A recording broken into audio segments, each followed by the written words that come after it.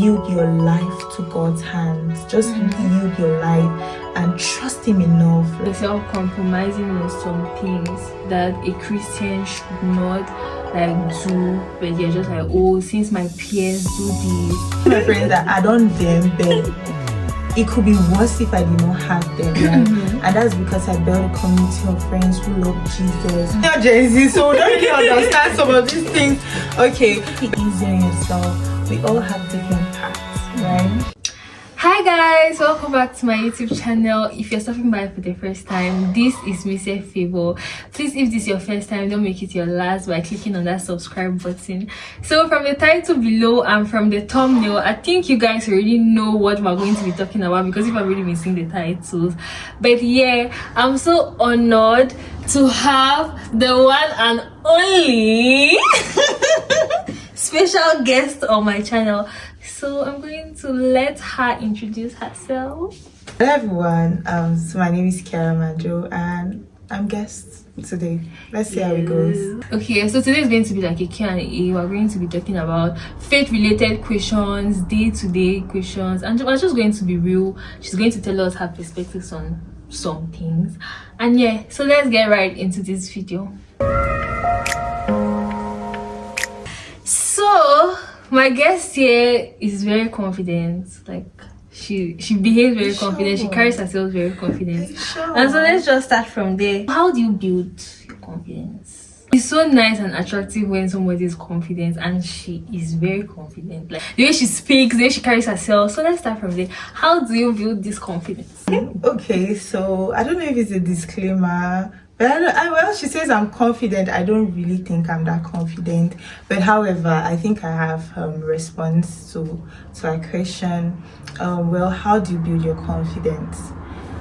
I think it's just all about having a mastery of whatever thing or whatever field you're in, or loving yourself. Like, this confidence it's relative.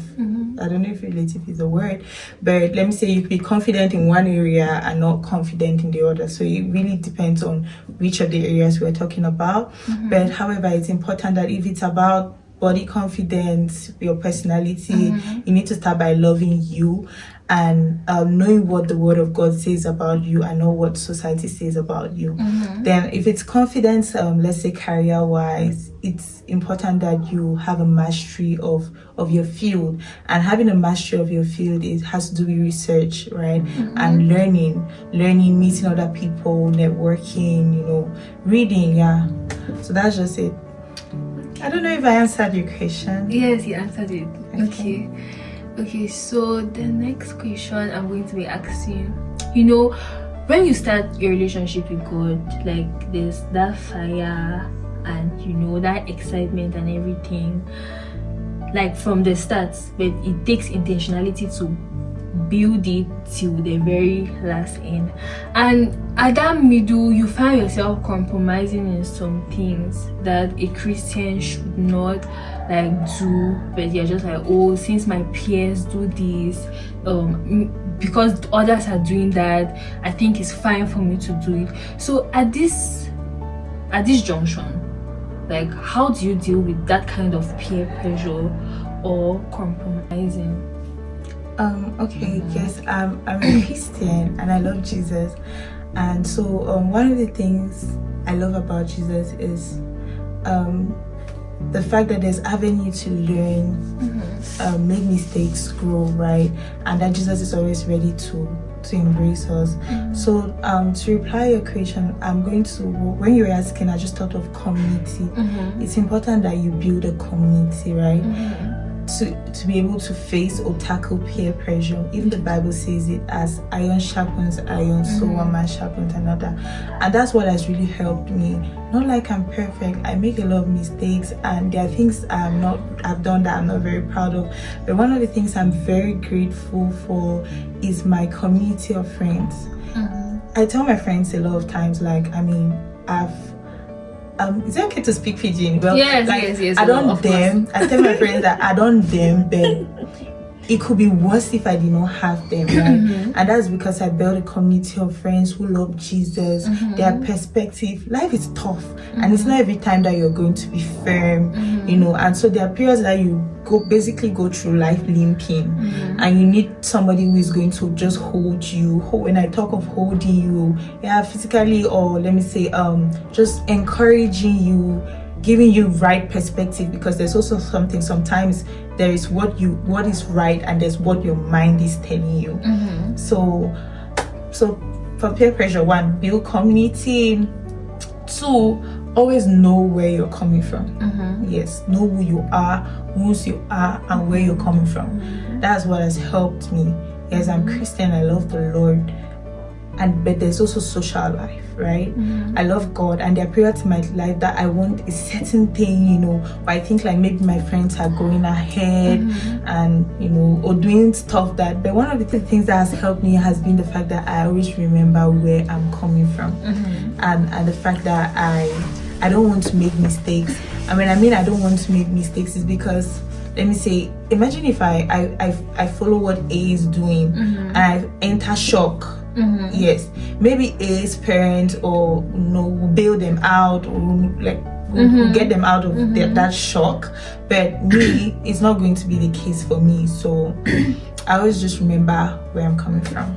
Okay, so you made mention about friends, and I want us to touch a little bit on that. So what is your perspective about seasonal friends? You hear that a lot, that seasonal friends, that friends in secondary school, primary school. So what's your perspective on that? And again, I also want to ask that as a Christian, I know it's important for you to have equally yoked friends, but can you still have a friend out of the Christian family?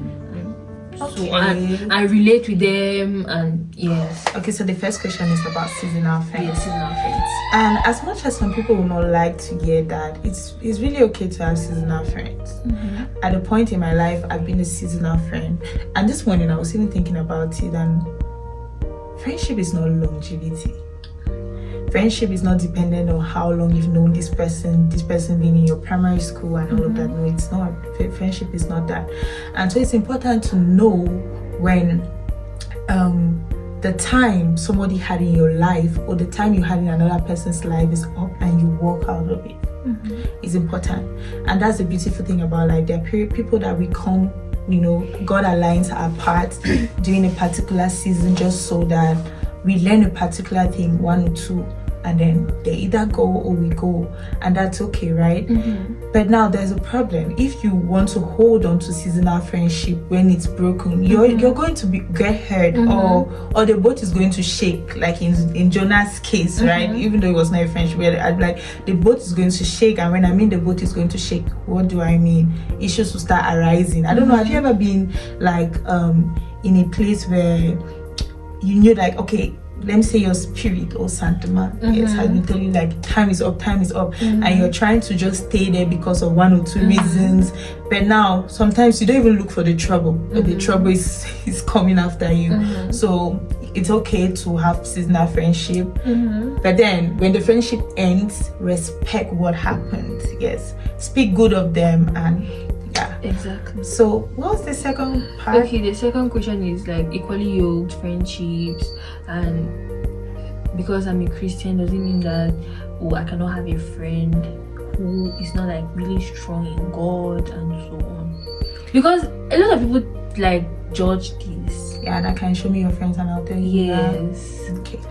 To an extent, I'm a strong believer of show me your friends and I'll tell you who you are. Because I'm going to use myself as an example. There have been periods in my life where I was like, okay, let me just hang around with these people, irrespective of our beliefs or irrespective of how we see life. And it did not turn out well. It was a total mess. However, there's real life. Life doesn't end in your church. Yes, that doesn't end in your church or your prayer cell. And so you need to make friends that but then know how to draw the line. Mhm. Yes, friends that are pivotal to like your career, that will help you in areas of your career or particular areas, right? Yes. So in as much as we say you should make equally yoked friends, you need to also build networks. Yes, but then the most important thing, like I said, build boundaries. Know where it ends, right? When you build these networks, if you say you're a child of God and your belief is, your religious belief says no alcohol or no clubbing or whatever thing, you know, and maybe say these friends do those things, you need to know that, okay, I'm around them when let me say I'm trying to get help to draft a CV or, you know, to understand any concept or whatever thing, but then it ends when they have to go do those things that you don't align with. But however, you need to be very careful when it comes to making friends. Okay, thank you very much. Guys, this is my first time doing something like this. So. She's doing well. Okay, so there's this saying where people say, or memes, they say age meaningfully. Like, be intentional at every point of your life, because you're never going to be 19, you're never going to be 20, you're never going to be 21 again.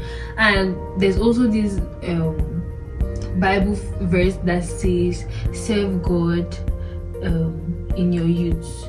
Yes. So I want you to talk about it. Like, what are some things somebody can put in mind to age meaningfully and to be intentional about their life every step of the way? Yeah, I agree. It's important that you age meaningfully. You don't just want to go through life like the wind.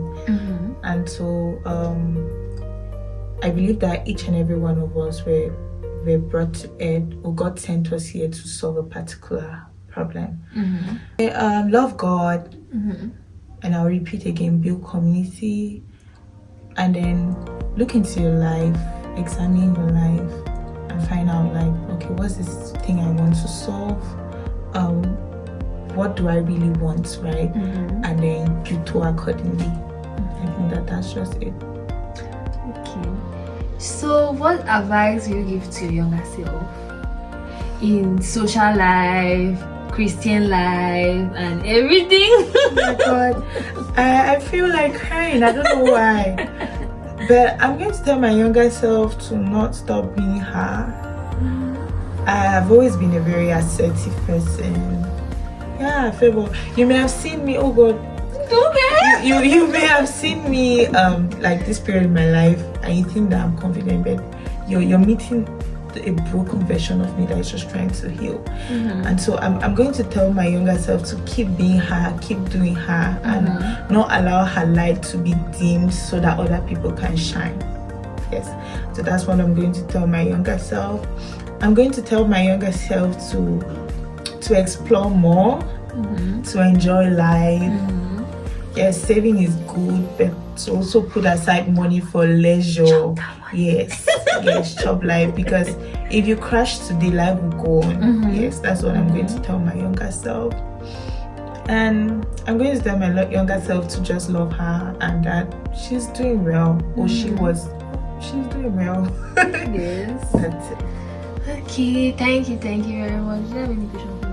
Do you want to talk about anything? Any questions for Favor? Well, maybe not question, but maybe an encouragement. Favor, like, I'm so proud of what you do. Well, maybe I'm also going to tell my younger self to dare, because this is you daring. Yes, I'm so proud of what you do, and you're on the good path. Keep working. Thank you very much. That's it. Okay, so I'm very glad that everything is brief and nice, straight to the point, and everything. Thank you so much for coming to my channel. Thank you for honoring this I'm going to invite. miss. Oh my! I thought it was going to be another question, and I love this. Okay, a bonus question. Okay. A bonus question. This question for you. Okay. Should I ask? Yes. Okay. Question for you. So Feva, I want to find out, are you Gen Z? I tell I'm a Gen Z, but I'm a senior Gen Z, 97. I think that those born in 97 behave. Well, maybe some. Well, senior Gen Z, so we don't really understand some of these things. Okay, but then what I know is that like this is the Gen Z era, and there are a lot of trends. There's so much pressure and all of that. And you, I know, you love God. You're serviceable. You're teachable. So tell me, like, what values do you have, or what are the things that help you to stay on track? So the pressure out there is really getting yeah, and it's not also easy, because there are sometimes that you can just feel like see this person that like doing big things and so on, because you know that my age mates are owning businesses and so, and you can feel like you're behind and so on. And so what keeps me going is the word of God. Yeah, home training. I don't know if I should put that there, but I know where I'm coming from. I know where I'm coming from, but I know where I want to be. Like, yes, I know where I want to be in future, and I believe that I have to start from now to become that person I want to be in future. So yes. Okay, so Feva, you mentioned something. You spoke about young people owning businesses and all of that, and I'll not lie, it's so beautiful. It's beautiful, but I would like to advise or tell you and every other person, not just your peers, even anybody who is going to come across this, please take it easy on yourself. We all have different paths, right? We all have different paths. Some people will make it at 20, some people 45, you know, but the only thing you should have in mind is that when there's life, there is hope. And just yield your life to God's hands. Just yield your life and trust him enough. Like trust God stupidly. I don't know if it's okay. Yes. Trust God stupidly, like in the way where you know that he's never going to let you down. But is this in any way condoning laziness or whatever? No, it's not. I believe that faith is good, but God has to meet you in motion. You need to be doing something, and something must not be business, right? Something could just be the YouTube channel Feva has. Something could just be Jesus Party. Oh my God, please, we want to talk about Jesus Party. Something could just be anything you're doing. Something could just be going back to school to get that master's or that degree. So just doing something, and God will not let you down. Yes. So I think we're coming to the end of this video, but I want us to talk about Jesus Party. Okay. We've had Jesus Party 2 times this year, and we had the second one like 2 days ago, and it was so nice. I want Kira to talk about Jesus Party. Okay. I'm sure people will be like, what is Jesus Party? So Jesus Party, should I even say initiative?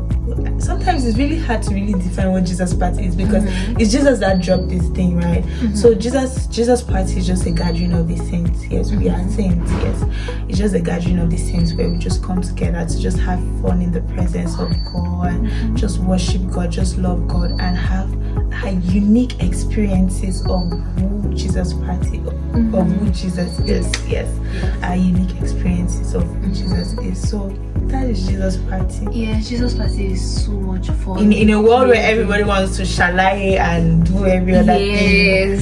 We're not trying to claim holier than thou, but we're choosing to use our finances to do a party where we just come to celebrate the person of Jesus. Not Feva, not Kiara, not a car with God, but Jesus. Yeah, we're grateful for our salvation. Yes, Jesus Party is so fun. Jesus Party is where you can come and worship God. Like the way it was so nice. I don't know if I told you my experience of Jesus Party 2 days ago. It was so nice. Like I enjoyed the fact because you know the way young people are. You can go to church, young people are not dancing, everybody is just, you know, maintaining that steez and so on. Yes. But Jesus Party this time was so nice. I'm saying this time, well, if you attended, yes, it was so nice. Like during praise and worship, everybody was dancing, even the boys were dancing, and then everybody was having that fun. Sorry to cut you. And also, there was something that really just wowed me about Jesus Party. The way Jesus dropped words for people even during the games. Exactly. Like we were playing games and then people Exactly. had prophetic words come to From them. the It was just very games, beautiful. Yeah. it was so nice. And one thing that stood out for me, I had a confirmation this Jesus party during this time of my life. I've been praying about mercy of God in my life, and the mercy of God like in my family. Let God's mercy speak for us. And just coming for Jesus party again, and the word of the day was mercy. So it really touched Your my mercy heart. is speaking for me. Amen. So it really touched my heart, and I was just like, God is actually saying something. And it was so nice. I enjoyed myself so much. Guys, I think I'm going to play some clips of Jesus parties. I'm going to be posting them on my shorts, like reels now on YouTube. So guys, thank you so much for watching. If you have not subscribed, please subscribe. Make sure you like this video, because when you like this video, YouTube is going to, you know, send it to a wider range of people. So subscribe, like, share. Is this a subscribe sign? Let not be that telling people to this. Subscribe is a thing. Yeah, subscribe. Okay. Share this video. Tell a friend to tell a friend to tell a friend. Kara's community. This video has to blow. Yes. Kara's community. Please, people should come and like, Yes. subscribe, and share. Thank you so much for watching. I think that's the end. Bye. Bye.